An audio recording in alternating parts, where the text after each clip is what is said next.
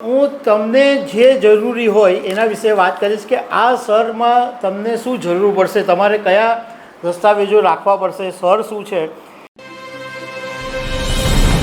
બિહાર વિધાનસભાની ચૂંટણીમાં ભારતીય ચૂંટણી પંચે ત્યાં આગળ સ્પેશિયલ ઇન્ટેન્સિવ રિવિઝન એટલે સરની પ્રક્રિયા હાથ ધરેલી અને એને કારણે બિહારના રાજકારણની અંદર જબરજસ્ત હોબાળો મચી ગયેલો અને વિપક્ષ પાર્ટીઓએ ભારે હંગામો મચાવેલો. પરંતુ આમ છતાં સરનો જે કાર્યક્રમ હતો, સરની જે પ્રક્રિયા હતી એ પૂરી કરવામાં આવી અને બિહારની અંદર લગભગ 68 કરોડ જેટલા મતદારો છે એ કપાઈ ગયા અને એની સામે નવા ઉમેરાયા પણ. હવે બિહારમાં જે પ્રમાણે સરની સફળતા થઈ એ પછી હવે ચૂંટણી પંચે ગુજરાત સહિત 12 રાજ્યોની અંદર આ સર પ્રક્રિયા હાથ ધરવાની જાહેરાત કરી દીધી છે. તો હું તમને જે જરૂરી હોય એના વિશે વાત કરીશ કે આ સરમાં તમને શું જરૂર પડશે, તમારે કયા દસ્તાવેજો રાખવા પડશે, સર શું છે, એ બધી વાત હું તમારી સાથે કરીશ. મારું નામ રાજેશ શાહ છે અને તમે જોઈ રહ્યા છો ગુજરાતના સૌથી મોટા ડિજિટલ પ્લેટફોર્મ ખબરછે.com. હવે 2026ની અંદર દેશની અંદર 4 એવા રાજ્યો છે કે જેમાં ચૂંટણી આવી રહી છે. એક તમિલનાડુ, એક પુડુચેરી, એક કેરળ અને એક પશ્ચિમ બંગાળ, અને 2027માં ગુજરાતમાં પણ છે. તો બિહારની અંદર સ્પેશિયલ ઇન્ટેન્સિવ રિવિઝનની પ્રક્રિયા પૂરી થઈ. હવે ચૂંટણી પંચે આ ગુજરાત સહિત 12 રાજ્યોની અંદર સર પ્રક્રિયા હાથ ધરવાની જાહેરાત કરી છે.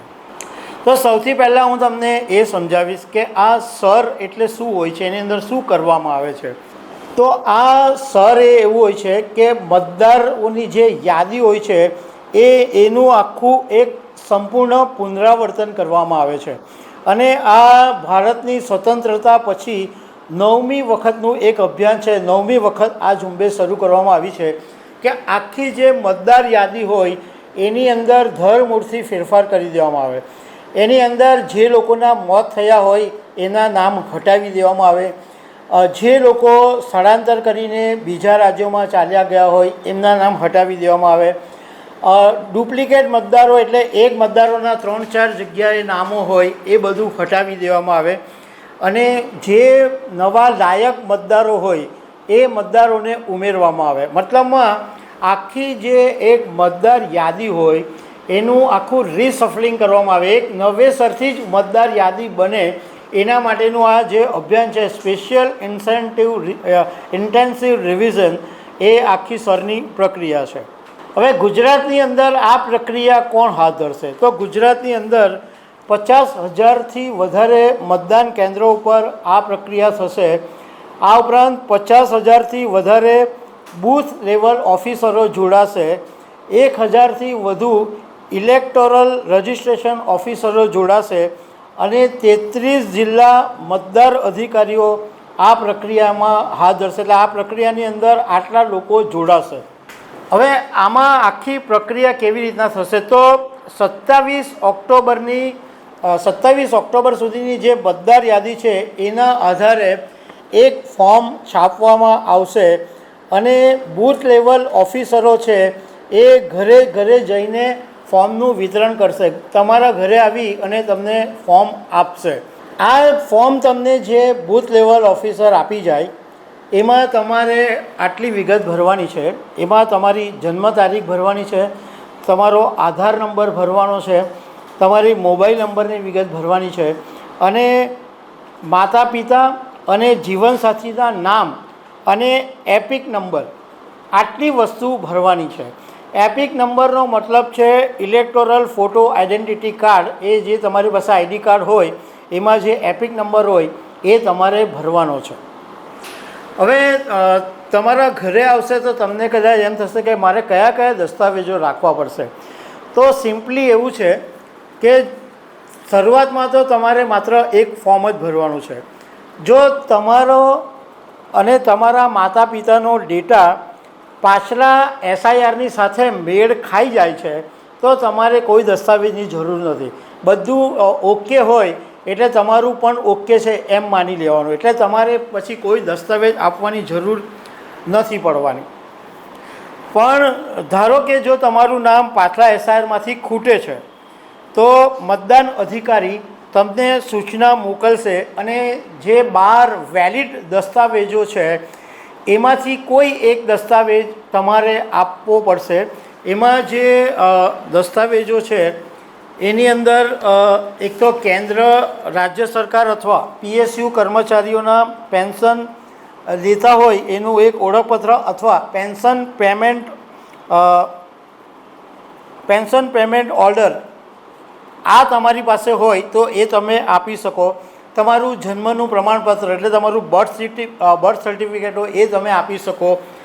પાસપોર્ટ તમારો હોય તો એ તમે પુરાવા તરીકે આપી શકો. તમે બોર્ડનું એટલે એસએસસી અથવા 12થનું તમારું બોર્ડનું પ્રમાણપત્ર હોય એ પણ એક પુરાવા તરીકે તમે આપી શકો. પરમેનન્ટ રેસિડન્ટ સર્ટિફિકેટ જે સ્ટેટ ઓથોરિટી પાસેથી મળ્યું હોય એ જો તમારી પાસે હોય તો એ તમે આપી શકો. ઓબીસી એસસી એસટીનું તમારું પ્રમાણપત્ર હોય તો પણ તમે આપી શકો. અને સુપ્રીમ કોર્ટે હમણાં જે તાજેતરમાં આ સરના મુદ્દે જ્યારે સુનાવણી થઈ ત્યારે આધાર કાર્ડને પણ પ્રમાણપત્ર તરીકે વેલિડ ગણ્યું છે. પહેલાં આધાર કાર્ડને ચૂંટણી પંચે પ્રમાણપત્ર તરીકે ગણવાની ના પાડી, તો તમારા આધાર કાર્ડ પણ તમે રજીસ્ટર એટલે જ્યારે બૂથ લેવલ ઓફિસર તમારી આ પ્રક્રિયામાં કંઈ ખૂટે અને તમને મેસેજ મળે કે તમારે આટલા 12માંથી કોઈ એક પુરાવો રાખવાનો છે તો એ પુરાવો તમારે રાખવો પડશે. અને લગભગ આ જે બૂથ લેવલ ઓફિસર છે એ 3 વખત તમારા ઘરે આવશે. જો તમારું નામ મતદાર યાદીમાંથી નીકળી ગયું હોય તો 1 મહિનાની અંદર તમે જિલ્લા મેજિસ્ટ્રેટ અથવા મુખ્ય ચૂંટણી અધિકારીને અપીલ કરી શકો છો. અથવા તમે ચૂંટણી પંચની એક હેલ્પલાઇન છે 1950 એની પર પણ તમે રજૂઆત કરી શકો. હવે આખો ગુજરાતની અંદર જે સરનો કાર્યક્રમ જાહેર કરવામાં આવ્યો છે એમાં પ્રિન્ટિંગ અને ટ્રેનિંગ એટલે 28 ઓક્ટોબરથી 3 નવેમ્બર સુધી અને 4 નવેમ્બરથી 4 ડિસેમ્બર એટલે 1 મહિનો સુધી બૂથ લેવલ ઓફિસરો ઘરે ઘરે ફરીને વિગત મેળવશે. એ પછી ડ્રાફ્ટ મતદાર યાદી 9 ડિસેમ્બરના દિવસે તૈયાર થશે. એટલે બધાની પાસેથી જે વિગત મળી એ એક ડ્રાફ્ટ તૈયાર કરશે, એ 9 ડિસેમ્બરે થશે. એ પછી વાંધા રજૂ કરવાનો જે સમય છે એ 9 ડિસેમ્બરથી 8 જાન્યુઆરી 2026 સુધીનો છે. સુનાવણી વેરિફિકેશનની તારીખ 9 ડિસેમ્બરથી 31 જાન્યુઆરી સુધીની છે. અને અંતિમ મતદાર યાદી 7 ફેબ્રુઆરી 2026ના દિવસે તૈયાર થઈ જશે. મતલબમાં આખી જે હવે નવી પ્રક્રિયા થવાની છે એમાં તમને બૂથ લેવલ ઓફિસર તમારા ઘરે આવશે અને ફોર્મ ભરાવશે. એક ફોર્મ તમારે ભરવાનું છે અને જરૂર પડશે તો આ પુરાવા જે મેં તમને કીધા કે 12માંથી કોઈ એક પુરાવો તમે આપી શકશો. અને કોઈ નવા તમારું નામ નથી તો તમારું નામ બી તમે ઉમેરાવી શકશો. તો આ બધી પ્રક્રિયા હવે ગુજરાતમાં પણ થવાની છે. તો દર્શક મિત્રો, આવી અનેક વાતો સાથે અમે તમને મળતા રહીશું. Thank you very much.